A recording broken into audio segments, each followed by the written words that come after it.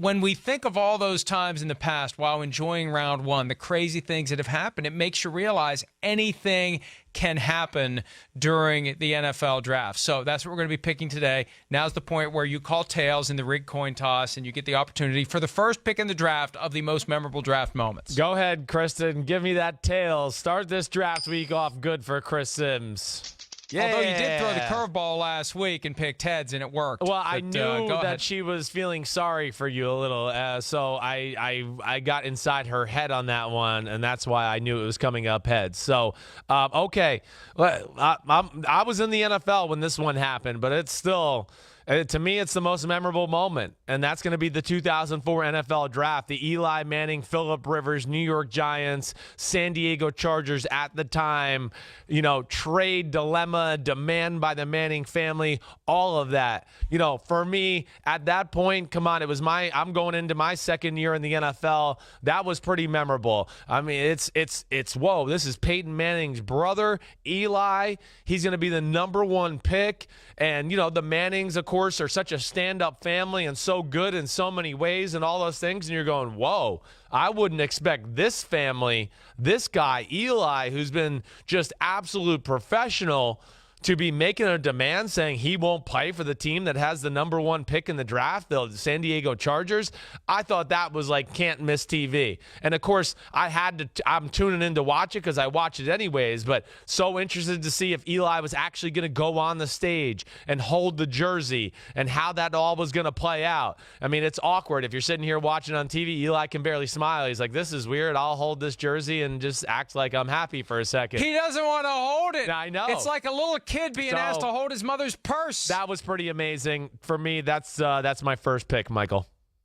Yeah, what an image. And he's looking down at it like, do I really have to hold this thing? And here's the thing. Archie ran interference for Eli. Eli wanted no part of the Chargers. It was him, but Archie was the one who took the public flack so Eli wouldn't be disliked or viewed as he's entitled or spoiled or whatever. And look, I'm a big fan of anyone who pushes back against this entire draft industry because you know how I feel, Chris. I know. The players should be able to pick where they go. Yep. It shouldn't be a draft. It should be they draft themselves. They pick their place of employment. And I love it when somebody does what Eli Manning did. I hear you. Let me just say one more thing about that whole time period, too, because I've been told this by a lot of NFL people that were, of course, in those type of meetings or in the draft process that year in 2004.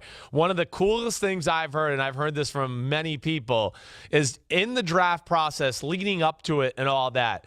This is how awesome the Manning family is, the kind of thinkers they are. Archie was telling people in the scouting, world and the evaluators, he was going, hey, don't tell anybody. But, I mean, Eli's better than Peyton. But don't say that publicly. Don't say that. He was setting up it behind the scenes to where I do think he drove up interest Eli even in more of a way because when they hear a guy like Archie who doesn't bull crap or lie or do anything like that, say comments like that, they go, oh, gosh, if Archie's saying that he's better than Peyton, whoa, whoa, whoa. And I just thought that was a cool little note. That's all I got to say.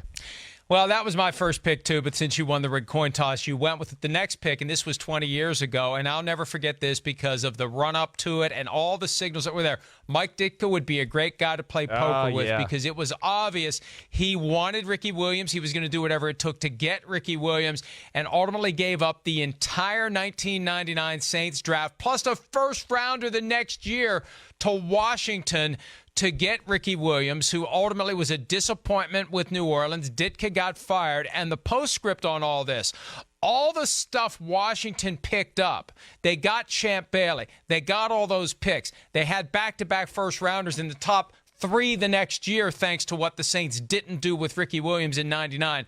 Washington never was able to turn that into a good team. That is amazing to me. I mean, think about where Washington was. 1999, they made it to the playoffs that year. The arrow's pointing up. They had the two picks. We talked about them recently as to teams that failed to reach expectations. Everything was looking good for them, and the first act was being the recipient of all those picks when the Saints made their move to get Ricky Williams. Yeah, I can. That would probably have been my next pick too, Mike. I'm not going to disagree with you. I'll even add to that. What made that even, cooler, just as the Ricky Williams thing, I was going to use this aspect of it. When the Philadelphia Eagles took Donovan McNabb over Ricky Williams and the fans absolutely booed and went crazy, the Eagles fans who thought they were going to get, that was going to be my Ricky. That would have been my first pick if you went Eli and Philip, Eli Manning there. But either way, that was fascinating, and Ricky Williams. Let me add one thing to that. Yeah. Let me add one thing. That I'm looking at the top 5 that year because Ricky Williams ended up going 5 overall. That's where the Saints traded up to.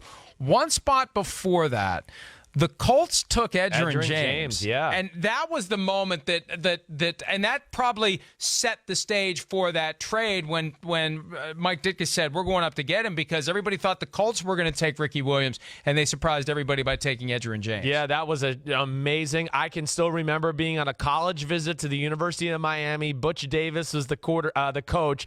My dad and I were there to watch like a spring scrimmage. It wasn't the spring game, but it was spring practice, and they were having a scrimmage. And they gave the ball, the first play of the scrimmage, to this number 5 up the middle. And me and my dad looked at each other and said, man, who the hell is that guy?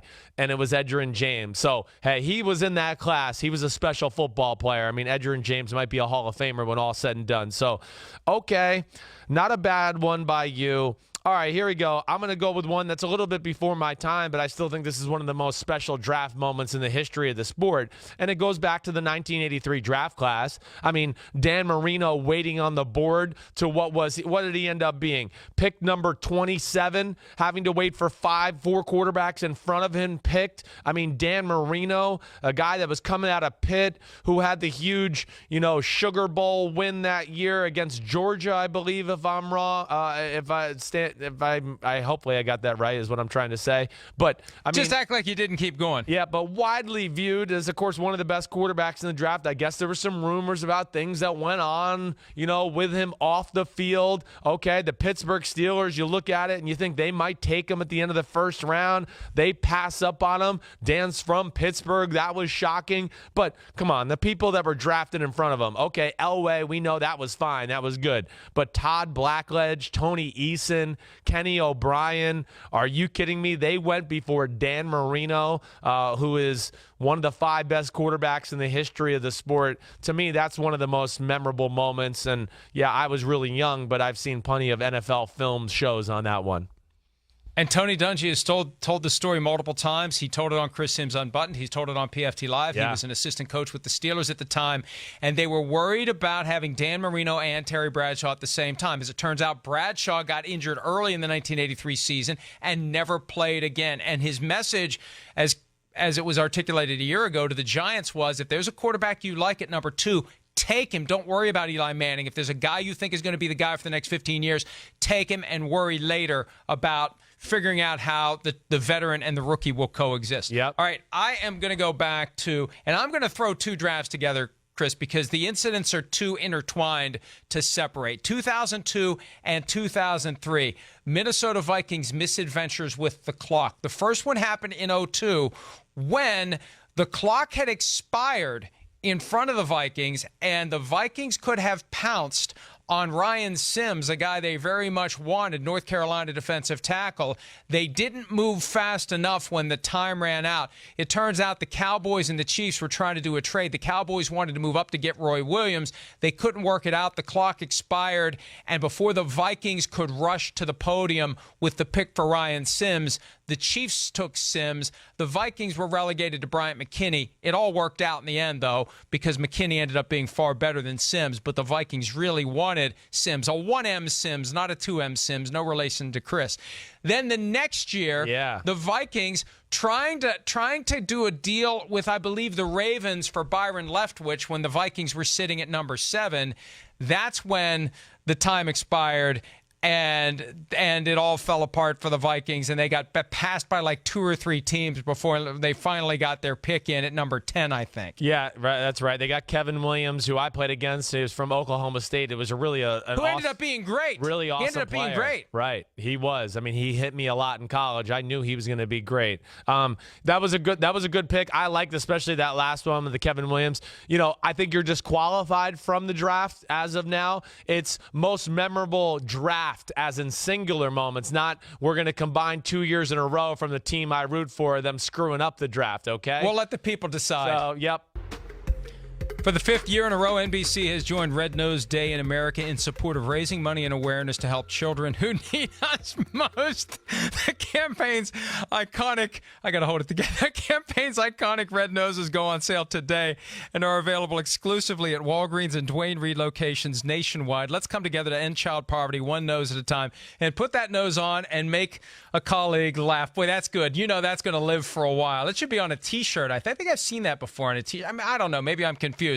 All right, let's continue with the draft. The best moments from the draft. On to round 3. Leave the nose on. Make your pick. It is a great cause. I am happy to be wearing this red nose. I mean, anytime you can help out children, there's a lot of them struggling in the world, so I'm happy about that, even though it does make me sound weird here in this segment because I can't breathe through my nose. Okay, I'm going to go with one that hits home to me, okay? Go ahead. I'm going to go one that's personal. 1979, pick number 7. Phil Simms getting booed at the draft. Yeah, okay, there might be sexier picks out there, but it's most memorable draft moments, and it's my damn draft, so I'm picking this, okay? But do we have the sound for this? It's Pete Rozelle, and it is hilarious because he's got a great, Northeast accent. It's quarterback from Morehead State. Quarterback Phil Simms, and everybody goes boo. So of course that's one of my favorite draft moments ever. I wouldn't be here if that didn't happen, so I'm proud of it, and of course proud of my dad's career. But yeah, he got a lot of crap for that one, and I think a lot of people were like, who the hell is Phil Simms and where the hell is Morehead State? And I think people still might be asking where the hell is Morehead State. Wait, I'm intrigued by this now. If they hadn't taken your dad, you would not exist. Well, I guess I would exist. Please don't let me, get too far down that rabbit hole. When he came up to the New York Giants, there you go. I don't know. Yeah, I don't know what I'd be or who I'd be or where I'd be, but he met my mom and she swindled him, and now, they're stuck together and they had me. All right, when you said this one hits close to home, I thought you were taking my pick, the one that I was holding for round 3, but I was a little nervous that you would, because of maybe some, simpatico, you would maybe possibly take the pick instead. That would be the moment that unfolded at the start of the 2016 draft, and nobody knew what in the hell was going on when somebody hacked Laramie Tunsil's social media accounts and put up the video of him with the gas mask bong smoking marijuana and caused his stock to fall, even though it shouldn't have. And it's a shame that it happened. Right.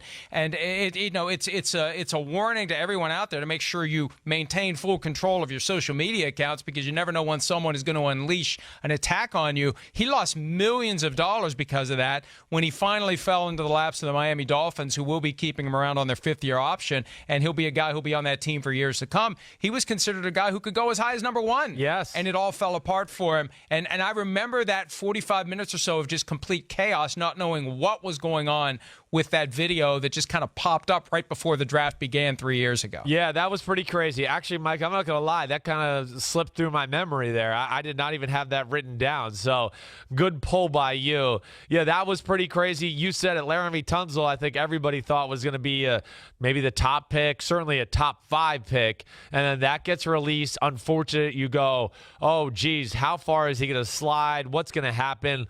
I give credit to the Dolphins. I believe that was Adam Gase that was still there at the time, right, when they drafted Tunsil, for kind of over. That was his second year. Yeah, I don't want to say overlooking that, but being able to. No, his first year. It was his first year, He right? had just gotten hired, yeah. Right, to put that into context, but for them to be able to have the guts to deal with the public scrutiny on something that really wasn't fair to judge a guy on. But Laramie Tunsil is a really good football player, one of the better left tackles the NFL has to offer.